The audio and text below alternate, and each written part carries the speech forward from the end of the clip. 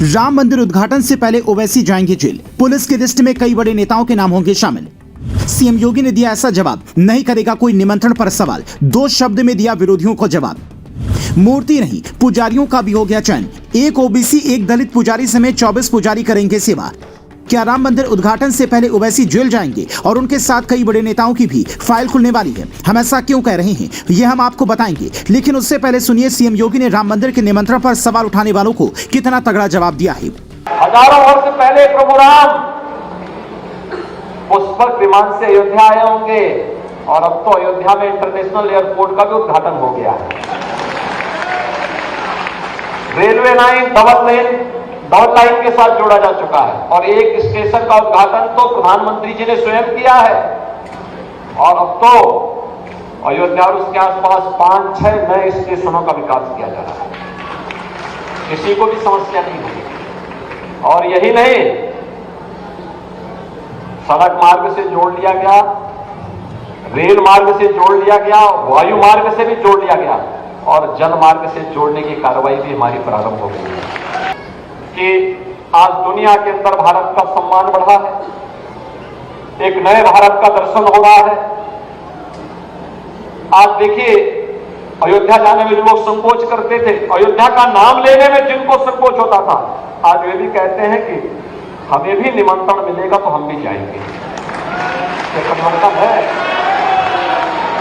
CM योगी का यह बयान बताता है कि राम मंदिर पर सवाल उठाने वालों पर सरकार कितनी सख्त है। पुलिस को भी साफ आदेश है कि कोई बवाल नहीं होना चाहिए। अगर कोई शांति व्यवस्था भंग करने की कोशिश करे तो उस पर तुरंत कार्रवाई हो। और ओवैसी ने ऐसी एक गलती कुछ घंटे पहले की है, जिसे लेकर हिंदू सेना के राष्ट्रीय अध्यक्ष विष्णु गुप्ता ने दिल्ली पुलिस को शिकायत देकर कहा है कि ओवैसी मस्जिद पर लोगों को गलत जानकारी देकर शांति व्यवस्था भंग करने की कोशिश कर रहे हैं। शिकायत में आगे लिखा है, राम जन्मभूमि पर सुप्रीम कोर्ट के आदेश पर मंदिर का निर्माण हुआ है। मस्जिद बनाने के लिए भी दूसरे समुदाय को जमीन दी गई है, लेकिन ये कहना कि मस्जिद शहीद कर दी गई है, लोगों को जानबूझकर गुमराह करना है। दरअसल कुछ दिन पहले ओवैसी ने कहा था कि पिछले 500 सालों से पवित्र कुरान पढ़ी जाती थी, वो जगह अब उनके हाथ में है। हमने अपनी मस्जिद खो दी है, वहाँ क्या हो रहा है आप देख रहे हैं। क्या आपके दिल में दर्द नहीं है? ओवैसी का ये बयान बताता है कि युवाओं को वो कौन सी दिशा देना चाहते हैं। पर कुछ लोगों के ऐसा बोलने से ना तो सत्य मिट सकता है, ना ही राम मंदिर का उद्घाटन रुक सकता है, क्योंकि अदालत के आदेश पर मंदिर का निर्माण हो चुका है और 22 जनवरी को अब उसका उद्घाटन तय है, जिसके लिए मूर्ति भी तय हो चुकी है। गर्भगृह में नीलवर्ण के रामलला विराजमान होंगे। 3 में से 1 मूर्ति फाइनल हुई है।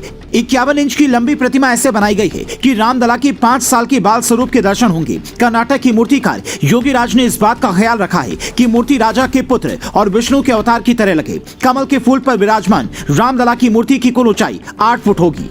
शानदार बात यह है कि मूर्ति के साथ ही पुजारी भी फाइनल हो गए हैं। कुल 24 पुजारियों को मंदिर के लिए चुना गया है, जिनका चयन इंटरव्यू के जरिए हुआ है। इन 24 पुजारियों में से 1 ओबीसी और 1 दलित पुजारी होंगे। कई साधु संतों का कहना है कि भगवान राम ने खुद शबरी का जूठा बेर खाकर जात पात मिटाने का संदेश दिया था, तो फिर भगवान की पूजा में कैसी जाति? हालांकि कुछ लोग रामचरितमानस में लिखी तुलसीदास की उस पंक्ति का हवाला देकर दबी जुबान में ये भी कह रहे हैं कि राम मंदिर उद्घाटन में पुजारी नियुक्ति को लेकर तुलसीदास ने सालों पहले ही लिख दिया था। उन्होंने लिखा था कि कलयुग में पुजारी जाति देखकर नियुक्त नहीं होंगे। हालांकि भगवान ने अपने हर अवतार में यही संदेश दिया है कि हमारी जाति सिर्फ मानव है, इसलिए जात पात का भेदभाव कहीं से भी जायज नहीं है। अब मूर्ति फाइनल होने और पुजारी के चयन होने के बाद देश को इंतजार 22 जनवरी का है, जिस दिन भगवान राम का सालों पुराना वनवास खत्म होगा।